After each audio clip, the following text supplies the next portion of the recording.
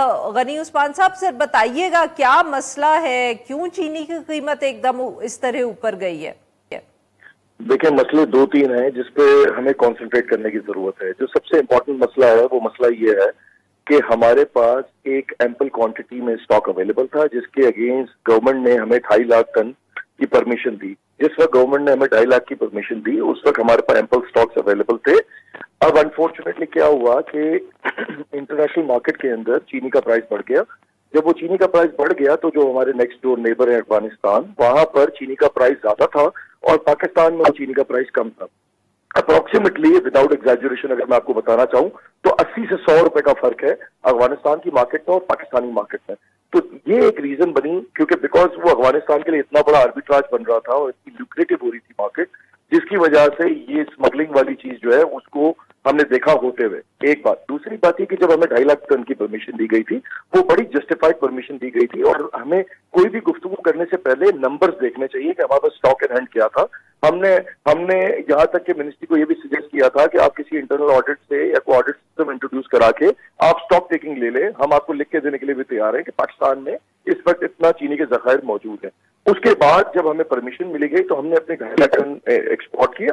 Other than that, अगर अफगानिस्तान कोई चीज जाएगी तो नेचुरल सी बात है, उसको मैं तो कंट्रोल नहीं कर सकता, यकीनन अच्छा, वो इदारों का काम है। माफ करिएगा, मैं आपकी बात सर यहाँ काट रही हूँ। सर, ये जो आप बात बता रहे हैं ना, मेरे जैसे जो एक इंसान है उसके लिए इधर सवाल ये पैदा होता है कि ये हर दफे यही कहानी होती है कि सरप्लस स्टॉक था, हमने एक्सपोर्ट कर दी, वो अफगानिस्तान में कीमत कम हो गई या बढ़ गई इसलिए हो रहा है। Sir, every time the script is more और लेस द सेम।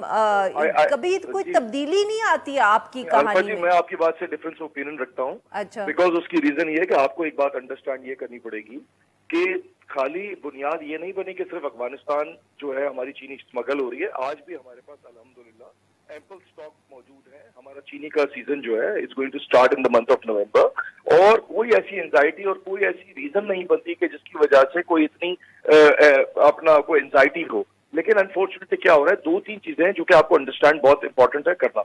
एक, इंटरनेशनल मार्केट $200 बढ़ गई। एक, आपने 425 का केन का रेट अनाउंस कर दिया।